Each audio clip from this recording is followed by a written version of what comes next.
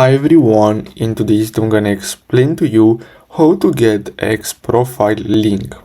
So basically what you're gonna have to do is simply go to that specific account profile, and then what you're gonna have to do is simply click on these three dots and then simply click on copy link to profile, and basically that's all you have to do.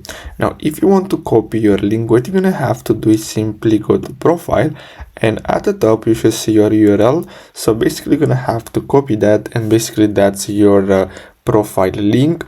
So as I said, you can basically if you want, you can copy any links, any profiles links.